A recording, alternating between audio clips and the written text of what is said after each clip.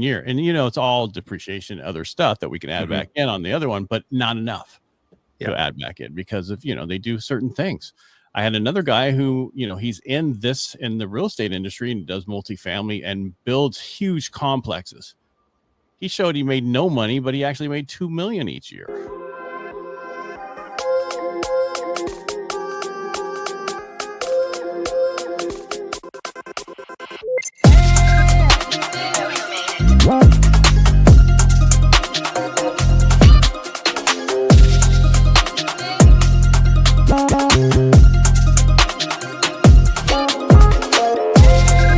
I know. Angela, how you doing today? I'm sorry about Brian, but he's all we got. I know. Sounds like you guys just started learning how to use your computer today. Not all of us, only one of us. No, it's the craziest thing. Like right now, even Instagram isn't showing that we're live yet. Yeah, it is. It's not showing mine. Because you didn't change and update it. Again, it's on you. I did it this morning. I did it right before we joined. Can't help you because mine went live. Okay, well, it is what it is. I'll replay it for you, Angela. Or just remember you were on. Yeah. We can take the video. Yeah, we met you through Joe, and you were kind of explaining Sorry, Ed wasn't there yesterday because Ed's too good to, spend time with other people besides us. It just wasn't asked. So. But give us a little bit about your background, kind of where you started and where you are now. Yeah, so background story, quick and easy, is I grew up in Section 8 housing and welfare. And I hated being poor, got made fun of a lot by kids for having free lunch and not being able to afford clothes. And so as soon as I could sign my own lease at age 18 with 3 jobs and heading to college, I moved out and I started on this pursuit about learning about money because I thought that that's what I needed in my life to not be in poverty anymore. And so started my study there. I went to 5 years of college, took me a while, but I was paying my way. And I was a financial advisor through the tech bubble, hated that. Moved into real estate, have been in a lot of fields of real estate, including co-owning a top 10 RE/MAX office. We sold over $2 billion while I was there. Then I got bored, went to an insurance company, launched that, sold that, retired a year ago. And then I launched a podcast and figured I like talking to people about money. So podcast is an amazing platform to be able to do that. Gotcha. Well, you sound like a slacker there, Brian. I know. Seriously, I don't have nearly any of that kind of stuff. No. Sorry. Stop messing around with other people, man. Focus on the show. What's your problem? I know I'm trying to popped up an error on the screen. I couldn't get rid of it to talk, so I couldn't see you guys. But all right, so you was another one of those you have to go down to the police department and give them money. So another one of those. Another one of those scams. No, not this week. Yeah, Angela will tell you about that one a whole other day. All right, so you'd mentioned before, like growing up in that situation, and that you even re-wore a lot of the same clothes over and over again, right? Because you didn't have money to do this. And there's a lot of people who can stick in that woe is me situation. What was it you think that gave you the drive to go, okay, I appreciate and know where I am, but this is not where I want to be? Was that something you learned from other people? Was it something that you were kind of born with that extra drive?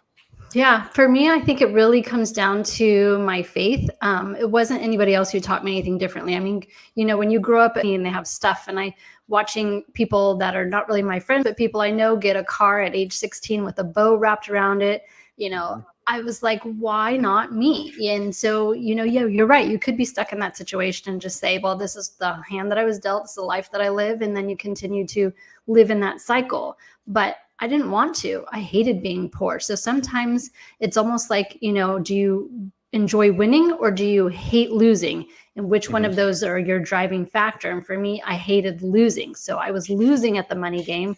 And I thought, well, if they could do something, what is it that I'm missing? What don't I know? And I just became a very curious person and started asking a lot of questions. And every time I would come around somebody that maybe looked like they had money, I would say, what are you doing? What are you finding successful? What's your career? And then kind of just start learning from other people. And I think when you become curious and start asking questions, you find that successful people, for the most part, will answer your questions. They love to tell you what they did. They want to tell you about their career and how they've been successful. I mean, people like to talk about themselves. So it was kind of just like flipping that switch, right? I became the curious person and I allowed other people to talk about themselves. But what it did for me is teach me how there's different ways that you can earn money. And then it allowed me to figure out where's the right, fit for me at that time. So I want to ask, because after my dad died of hairy cell leukemia when I was 12, we became dirt road poor. And so my story is the same thing. Basically, I had one pair of jeans, one pair of shoes, and a few shirts, and that was it. And that's all high school. And so that was the same reason for me to get out of where I was and to move forward. My question to you is, it's empowering her money. So your podcast is only for women? And please don't take that wrong. I quickly saw the other day, and all I've been seeing was women on there. So. Yeah. So my mom was a single mom. And I think if she would have had more financial education or sought out financial education, maybe I wouldn't have grown up in the lifestyle that I did. So yes, Empower Her Money is where I interview female entrepreneurs, female CEOs, and we talk about business, we talk about money.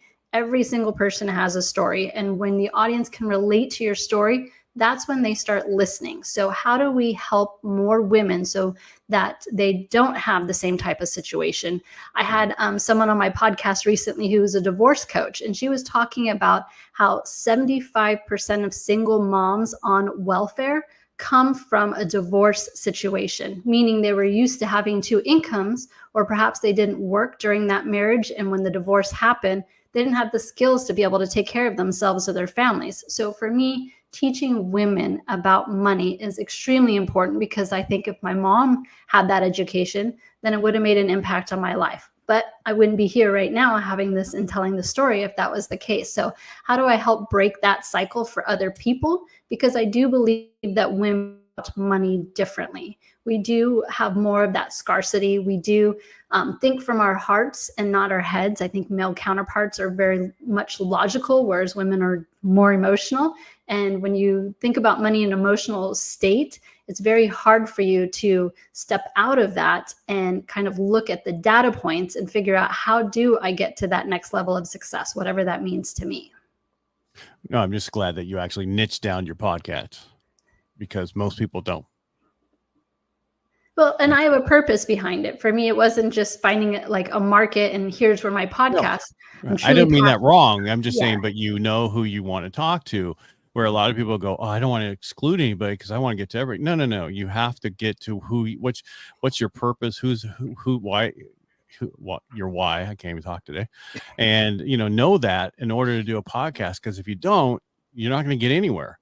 And I'm not trying to brag, but my inner Edison's in the top 1% of the world, because I know who I'm talking to. Mm-hmm. Yeah, absolutely. And when you're passionate about what you do, hopefully you can actually impact people and change the lives. I'm not doing the podcast just because I want to hear my own voice. No, I want to impact other people, and that's the purpose behind it. I only do it for my voice. Damn, no wonder I'm doing it wrong. Well, so that's a good question, though. So you knew you were unhappy in the life you were in. Now, did you have siblings or anything along that line? Yeah, I have a brother who's 10 years younger than me. In fact, we shared a bedroom when he was born. I had a mattress on the floor. He had a mattress next to me. We shared a room because that was what my mom could afford through the welfare system, was that 2 bedrooms. So yeah, he tagged along with me everywhere possible when I was a teenager. And at the time I hated it, but it kind of gave me some skills on how to take care of somebody else. And so, you go through these life lessons. And I chose to focus on the positive. What did I learn from this? How can I use what I learned to help other people that might be in similar situations? Because I can empathize with what they're going through. Mm-hmm. Well, and the reason I asked that was because there are a lot of people who are driven up, I want to change my life. But what I heard you say is I want to change lives. And so I was curious, what was that instinct to want to not just self-preservation, but to raise up other people at the exact same time? Yeah. Yep. Definitely. Very cool. Now, in your bio, for the people, if they read the notes, I don't know if everybody ever reads show notes or not, but you have a very interesting career. So you've done real estate, you've owned an insurance company. How did you get started into all the different industries? Well, the stock market was my first career, and I definitely blame it on the boiler room. I mean, they made it look like you can have vacations and cars and fancy houses, all of these things that I wanted as a kid that we didn't have. So how do I get it? Oh, I'm just going to go get my degree and work on the stock market, right? Well, what I learned is that's a very male-dominated industry, and it didn't I am not a cutthroat person. I want to sit down. I want to have coffee. I want to get to know you. How do I help you? And that's just not how the industry was at that time. And of course, it was going up. And I thought, oh, well, I guess I must be doing something right, until that bubble burst. And I learned that, well, the market was doing good. I wasn't doing good. So I need to step back, figuring out what it is that I did wrong. How do I improve? And then where do I pivot from here? And that's when I got out of the stock market and then got into real estate. You didn't watch the movie Boiler Room before you got into that, or Glenn Ross? I mean, because that's basically what that. And I in the mortgage industry, when I first started, I worked for a guy that was the same Alec Baldwin in that Glenn Ross. So I learned what not to do in 3 years from that type of a person that I could never have learned in 20 years. So. Yeah, but that's awesome opportunity, because then you're still learning, and then you're going to take that and, you know, bring it with you so that, you know, you're not going to do that when you're in your career. Correct. I don't want to for just 1 second. Yeah. You got to talk to your assistant. Yep. Hold on. All right. Yeah. His daughter's home. So you realized you didn't want to be in that type of environment. Did you get right out of it, or did you try a different way? Because I mean, probably, I don't know, I'm not going to guess your age, but at a certain point, everything was done one way, and then you had like different companies coming out and they're doing it a totally different way. And then now those people who were doing it a different way went back to the original way. Yeah. You know what I'm talking about? Yeah. Yep. So I got my real estate license in Florida in 2007, right before the housing market crashed. So I like to joke and say I get into markets right before they crash, which is the best time to learn, because it's the most difficult market. So you have to learn how to survive in a difficult market, which makes it easier when the market turns around. So I was married at the time, and my ex-husband had been in real estate for a few years, was, you know, just crushing it. He needed some help, and I didn't want to work in the financial markets anymore. So I thought, I'll just come join you, be your assistant, you know, work part-time, no problem. But I really loved real estate. In fact, I loved the investor piece, because the numbers to me always make sense. I'm a numbers person, and I like to look at data. So from an investor standpoint, you know, how much is this house going to sell for? How much work do we need to put into it? What can we rent it for? That whole world made sense to me. And I really was able to help clients find investment properties during the downturn, because the number aspect made sense to me, which meant I could teach it to other people and show them what real estate investing could look like, while also accumulating my own portfolio of single family houses and rentals too, which created a whole other problem when you own a lot of rental properties and you're, you know, having to manage things on your own. I mean, property managers are okay, but when you're doing the single family houses, it's very hard to find a property manager that's just going to wow you, because they don't make a lot of money. They have to do it by volume, right? It's like the Walmart model. So I transitioned out of the single family homes because I got tired of, you know, the toilet breaking down on Christmas because 12 people are visiting at my house, and now I've got to get a plumber out on Christmas. I don't want to have to deal with this. So how do I create passive income through real estate? I learned that owning single family properties was not the right route for me. It's usually not the route for everybody.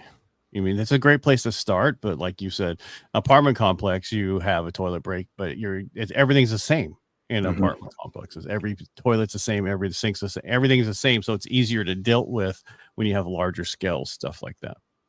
Yep. But everybody starts in the single family. It's easy. They know it, right? Yeah. And actually from 2008 through 2012, there were such amazing deals. If you held on to them, you made a fortune. Oh, yeah. Or if you bought them right after that, Vegas, Arizona, anywhere like Vegas that. was giving away condos for $30,000 on the strip. And I mean, giving them away, meaning that they're begging you to take them. Right. Yeah, we saw a lot of that in Tampa too. You could pick up a condo for $20,000 and rent it out and still cash flow. But I'm glad I didn't get into the condos, because the HOA would turn around, raise those monthly rates, and then kick your butt and take away your cash flow. But I got out of that because I picked up a book. I love to read. And there was this book called The 16% Solution. If you're in real estate, you're thinking, how do I make 16%? So caught my eye, started reading it, and I learned about tax liens, specifically in Florida. And I really dove into tax liens. I started learning about it. And then when the next auction came up, I participated, and I've just been, kind of slowly adding to that portfolio and allowing for those to redeem. And for me, it was a much better fit. One, because I'm a conservative investor. I still want to be in real estate. I definitely don't want to manage anybody or properties. And it gave me a way to still participate in real estate without having put in all the time, energy, and effort it was as a landlord of property ownership. You didn't do a lot of syndication? I'm in several syndications, yes, but it's not my favorite avenue to be an investor. Well, prior to 2006, they had a great name. And then all of a sudden, when 2007 and 8 happened and all those syndications that were there back then went under, it kind of jaded a lot of the investors who had been around for a while because of that. So I see a lot younger people getting into the new syndications than the older investors because of what they saw back then.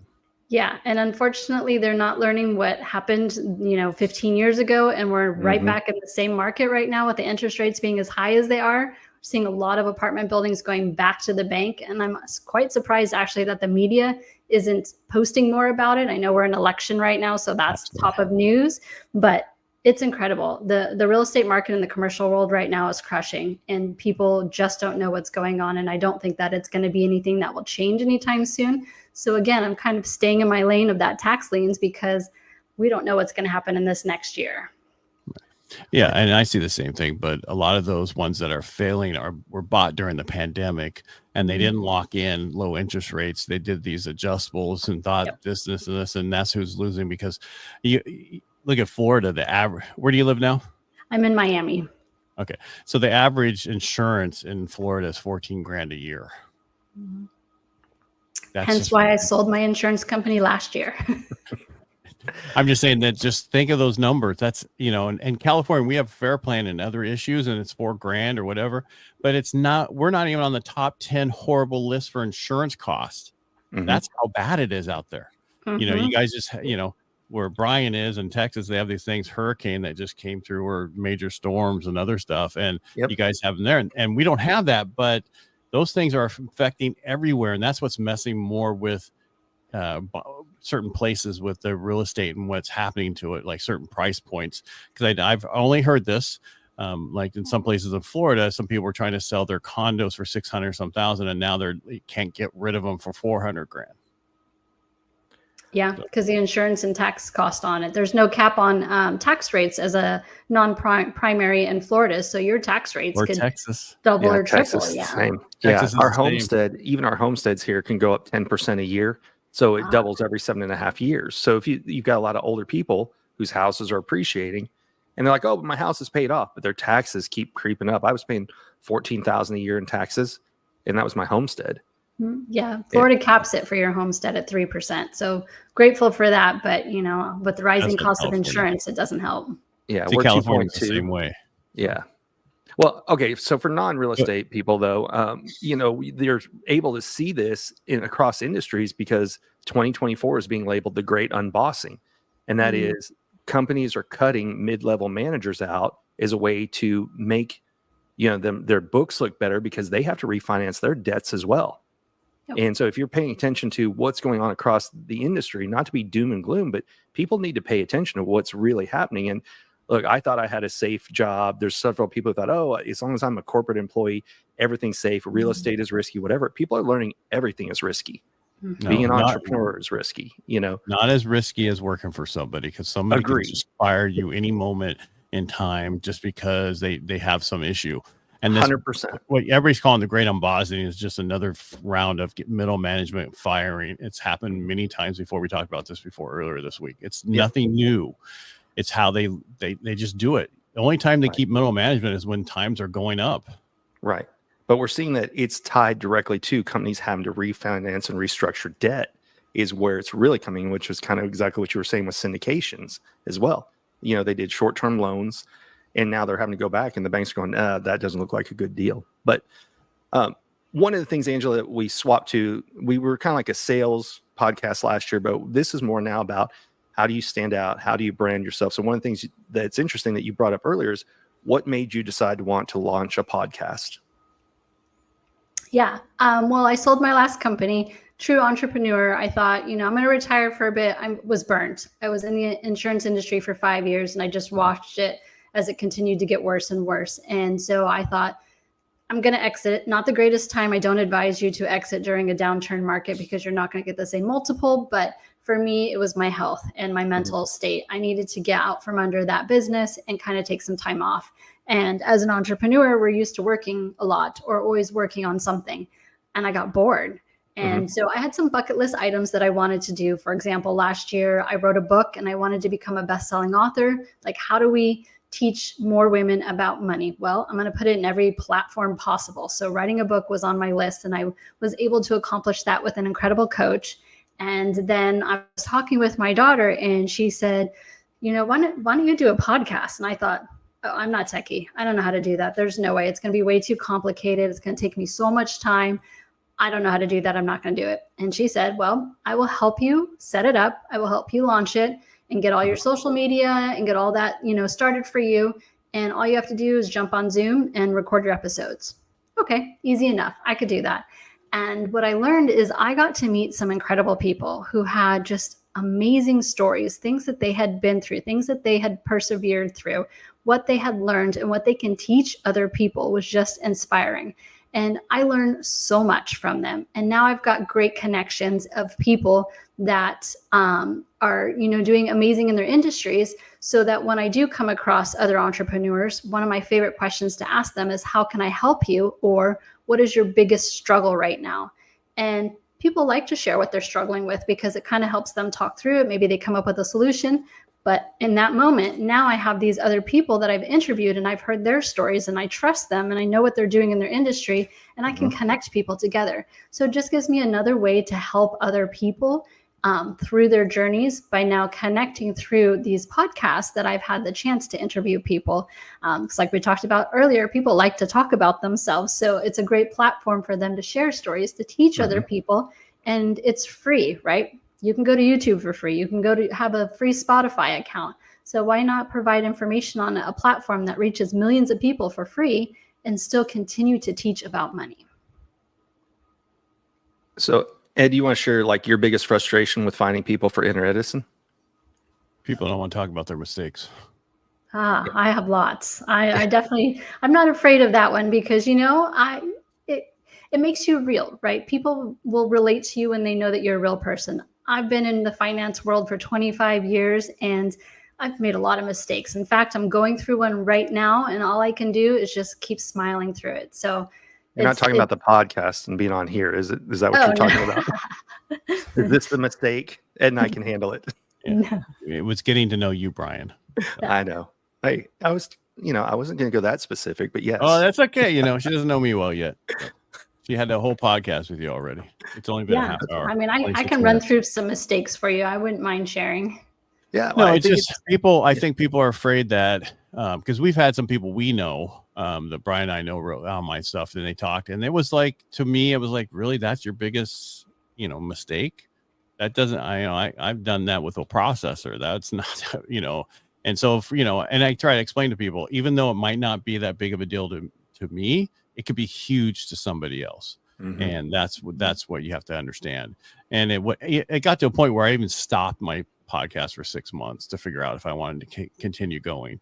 And then I came back and used some different things and other stuff. And I tell people, you have to talk about your greatest failure. You have to. There's no, otherwise your episode won't air. Well, people can't follow your lead to get where you are if you don't explain what you went through and where you started. And that the big misconception is everybody's an overnight success and people want to get up and talk about where they are because it's a moment of pride. But when they're not willing to talk about the struggles, that's when I shut people off, because I'm like, okay, if you're only going to talk about how perfect life is and, have the Instagram life, don't. I mean, share the shit that's in your life, right? The things that go bad, because maybe to Ed's point, somebody else needs to know that they're not alone in going through it. And that's why it's crazy that people won't share that kind of information.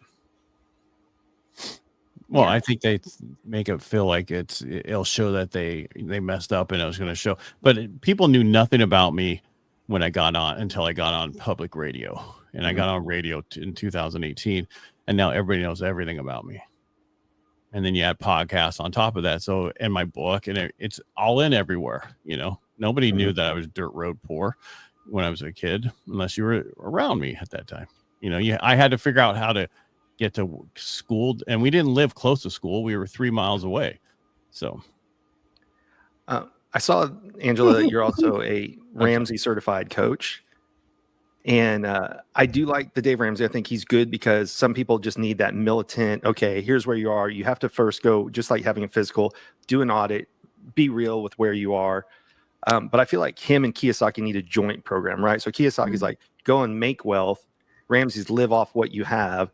There needs to be like an in between the two of them type of coaching. So when you're teaching women about finances and money, you're certified in a lot of different things. What are some of the biggest misconceptions people have about finance? Yeah, I love Dave Ramsey's program to start. You know, if someone hasn't really worked on their finances before, he makes it very easy. He gives you a step-by-step program, which makes it easy for people to follow. So save money, get out of credit card debt, get out of car loan debt, save some money. So then when it comes to investing, that's where I agree that you need to be a little bit more, take a little bit more risk. Don't just pay off your house and hope that, you can retire someday. I don't believe that. But the beginning part of what he teaches definitely works for a majority of people, especially, you go to the usdebtclock.org website and you see U.S. consumer credit card debt is over $1.3 trillion. Like, that is something we can solve. That is not some rare disease that we haven't found a vaccine for, but we can solve that. But it comes with education and teaching Americans how to not buy stuff, to get out of credit card debt, to understand how the credit card debt system works. And that's a great way that Dave Ramsey teaches people. So it's a good facilitator role that I can put on. But I definitely agree with you. I agree that debt can be a good thing when you use it properly. All those people that have these 3% mortgages right now, they're not moving, right? Because they've got some low interest rates, and they can't really even tap out the equity to do other things with it. So it's just incredible to understand that, there's starting places, and depending on what type of investor or type of person you are, is where you're going to pivot and what you're going to learn next. For me, real estate is the best way to create wealth. It's the best way to teach other people how to create wealth. It's a long-term play. And there's always a market for something. So depending on which part of real estate, but I agree with you. There needs to be like a hybrid between the two. Or you can go to Grant Cardone, who says, forget everything else and go buy 100 units your first time you're buying an apartment complex. Well, I don't believe that either. I think that you have to learn, educate, and start smaller and then build up to that. He didn't start at 100. No, I started at 1. No, he didn't. Right. Oh, that's true. Okay, so here's the problem with both those people, all three. Not Kawasaki, but I have a problem with Dave Ramsey because Dave Ramsey says cut up your credit card debt, your cards, cancel them, all that stuff, and now you don't have a FICO score anymore. So now you can't go buy property. And then I've had an argument with a few of these people I've had on my radio show who's part of the same program as you, and they're all about it. I go, well, and they go, well, you can do a manual underwrite. Do you know there's only like 1% of mortgage companies that do a manual underwrite anymore today? So you just taken out okay. I understand Dave Ramsey's is like AA. If you can't handle alcohol, that's where you go because there's certain people who can't handle certain things and they have to go to those type of programs. That's Dave Ramsey. If you can't control spending your money ever, you need to go through Dave Ramsey. But if you're somebody who just got in over their head a little bit because maybe you just got a job, changed certain things, and you need to get ahead, don't do exactly what they say. Don't cancel them. Cut them up, but don't cancel them.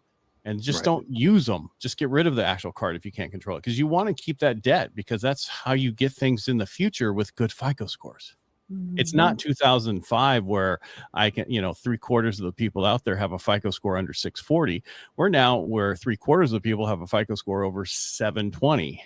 It's a totally different world. And that's where we are. And that's why all the programs are fixed for those people and not for people down real low. Well, and on the opposite side of that, one of the challenges, and I didn't know this until you brought it up to me, is when you go and start a business, how many years is it before you can get a house if you own your own business that you have to show income? 2 years. 2 years. So a lot of people are like, hey, 2 years ago was the Great Resignation where people left companies and said, I'm going to own my own business. But a lot of people didn't know the impact of if I go to buy a house, I can't because I don't have that 2-year stability in there too. So there's pros and cons no matter which way everyone goes. You just have to plan it out the right way. I say buy the house and then go start your business. That's true. Well, that's how I got fired before I could do that. So, well, no, but that's how you do it. I mean, and it's not. So we can do a 1-year tax return, Right. but you've had to be in business for 5 years. Right. Right. So I have a guy right now who lost, 470,000 2 years ago, but this last year he made 200 grand. Yeah. So we're using the 1 year, and it's all depreciation, other stuff that we can add back in on the other one, but not enough to add back in because of, they do certain things. I had another guy who, he's in the real estate industry and does multifamily and builds huge complexes. He showed he made no money, but he actually made 2 million each year. Yeah. And because it's the same thing that Trump does. You keep putting that money into the next deal, next whatever. It shows you don't have any income, but you really did have income. Right. So you just have to be very careful. Don't listen to nothing's absolute out there. Right. Listen to them and try to use certain things for you that you can do. And don't listen to these guys on social media because they don't. Anyway, Dave Ramsey also got, when he bought his, when he did certain things in the beginning, when he started this whole thing, he was in a place where, oh, by the way, I just bought this place and now it's worth like $6 million. Oh my God, what happened? You got to be careful with what people are saying because everything, you're asked, when is the best time to buy real estate? 10 years ago or today? That's your choice. So. Well, that's what they say. Seek guidance, see who you align with, who can help you. There are some people that no matter who the coach is, it works for that particular person, but you have to know where are you and what do you want before you can determine who can help you get in between those two things. Angela, something that's interesting with you is you didn't jump within the same industry. You literally went investing, insurance, real estate, entrepreneur, so how did you keep your name with you so people wanted to follow you? Because that's one of the big things is back when you started, branding wasn't really a thing. And you said you just sold your company, but now old. You are a brand, right? Don't be that old. She's not that old, Brian. Don't be rude like that. No, well, she said 25 years in real estate. Back then, it was you aligned with a big company, not in this is my name is Angela. You know what I mean? Like you just said, hey, I'm with this company. You made it more about the company, but we now live in a day and age where you make it about me and I happen to be working somewhere or partnering with someone. Before she answers. All right. So she said Remax. So Remax is known as one of the biggest places to be at today. Right. And their agents are the top agents. That's what they push out there. Yeah. Even though you say you're with Remax, I guarantee you she had a totally separate brand, just like all real estate agents do. Right. It's unusual for other people in other industries to understand that same process. So I'll shut up, Angela. All right. Yes. So one of the things that I learned is I was married. I talked about during the real estate years. So when I sold that company, yes, we had our own name. We were actually Duncan's his last name, and I kept it. Haha for him. But we were known as the Duncan Duo. So that was more memorable than Remax for us. So in our local market, that's what people knew us for. So that was a great brand. But when you're building a company, and if you're not careful in how you're building that brand, and this was a mistake I did with my insurance company, is that I had to sell all of the IP that went with the company, meaning all of the social media, the database, the name, everything was tied to that insurance company, went with that insurance company. Not only do I not have a company anymore, but I no longer have a group of people that I can start selling whatever it is my next product was. And so Empower Her Money is only a year old. And my plan this time is to keep that as my umbrella. And then I can do other companies under it, which will have its own name. But now I don't sell off the IP, the intellectual property, Empower Her Money. That will always be my database. And so that was a mistake and something that I learned from that last company. So if you are an entrepreneur and you're building, make sure that you kind of, and we talked about this, Brian, yesterday, is that you have your exit plan when you get into your business, because if you build it and you have to sell it all, then what's next is going to be you starting over from scratch, rebuilding a whole new name again. Well, and there's a lot. Can I ask a question? Yeah. Why aren't you using your actual name? Well, for several reasons. I mean, honestly. Why don't you have Empower Her Money and then your name, and then you boost both of them at the same time? So when you do sell Empower Her Money, if you do that down the road, you can still have who you are, and you should make enough money this time to really retire forever. But I'm just saying that way you build both at the same time. Yeah, I will say it's easier for men than women. And the reason why is because when we get married, we typically change our last name. So Duncan is still my ex-husband's last name. So I don't build the brand now around my name necessarily, because I do hope to get married again someday. And I'm not sure how my future husband will like my name staying as my ex-husband's name. Might be something that he may not be okay with. So for me, I'm building the Empower Her Money brand. And then I will build sub brands under that, which can be parceled off and sold. Kind of like, Procter and Gamble owned Colgate or Crest, right? Those are separate names under the big umbrella, so they can piece it off, but you still have the main company. So that's my hope this time around. All right. Can I add one more? Why didn't you go back to your maiden name then? Because it's really long and complicated. People couldn't spell it, and Duncan's just easy. Well, I mean, he could always take your last name. So well, that's true. Hey, you never know. We went through that. That's what Brian did. Yeah. When I got divorced, my ex kept the last name because we have a daughter, and she didn't want. I grew up in a household with a different last name than everyone else when my mom remarried, and it was hard for me as a kid because I was the only Galky in a house full of Stecks. And at one point, as a kid, I asked, "Can I change my name?" And it was only because people could say that last name. So I get what you're saying, and it's interesting in this world, this day and age, if you have kids or not, and you have to think long term about a lot of the decisions versus some people are like, I can't wait to get rid of that last name. And some people are like, hey, you know what? It's a name. It doesn't really matter. It's not the status that it used to carry, and my lineage must move on and all that kind of stuff. So it's interesting for sure. Good points. I'm done talking. What's that? I said I'm done talking. You're done talking. One last question. You said you were kind of in that in-between phase, right? Where you're going to work on the Empower Her Money. What else is kind of pulling towards you now that you've had this kind of, at first when you sell off, or if you take off and you leave a job for whatever reason, there's that fun period where it feels like vacation for like a month. And then after that, you're like, oh shit, what should I be doing? And so you start dabbling in things. What are some of the things you're dabbling in? Yeah. And I think I'm at that point. That vacation period is way past. It's been a year since I sold my company. Yes, I launched the podcast. It became a top podcast, which I'm incredibly grateful for. Wrote the book. I also wanted to do my own events and sell them out without being part of the previous brand. So I've done that. Spoke on stages. I have some great opportunities in front of me. I really want to find a partnership that can be long-term. I don't necessarily want to build from scratch. But I feel like I've got so many great connections. I know that I'm experienced. I've got lots of strengths that can offer a company. So that's kind of where I'm at right now. I've been out looking and kind of putting out the word that I am searching to become part of a company, to help a company grow and use the strengths that I have and the connections I have to take that company to the next level. But yeah, I'm almost at that board point where I'm like, okay, it's time to get back to work again. Sure. All right. When you say that company, what are you looking for in that company?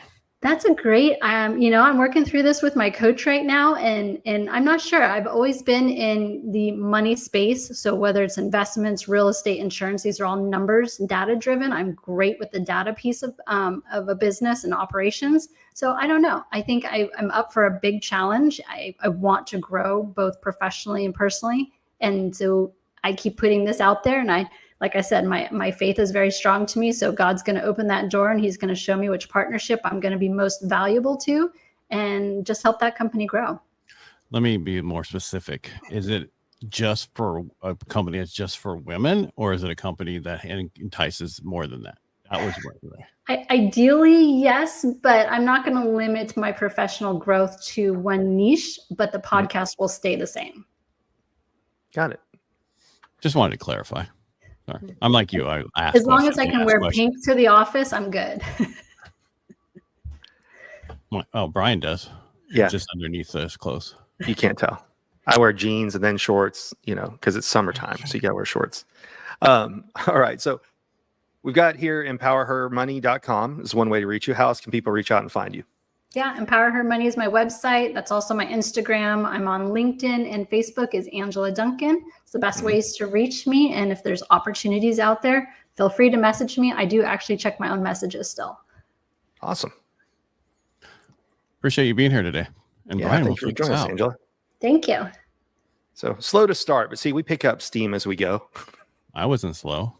I am. I'm still having computer problems. I think I'm going to have to reboot after this.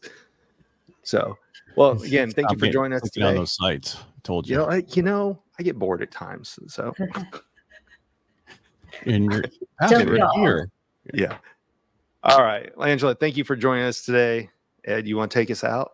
I brought us in. You take us I know, out. but I thought you were in charge today. So, all right, everybody, thank you again for joining us on ACES53 with Ed and I on Tuesdays. Thursdays, just like today, we bring in a special guest who has a skill or talent we think everyone can benefit from. So, the best way to support us is to like, subscribe, and share. So, again, thank you, Ed. Thank you, Angela. Everybody have a great week. Thank you. All right. Bye. Bye. Thank you for listening to Empower Her Money podcast. I am grateful for you. Please make sure to leave us a 5-star review, like this podcast, share it, subscribe, and let's keep teaching others how to take control and be empowered with their finances.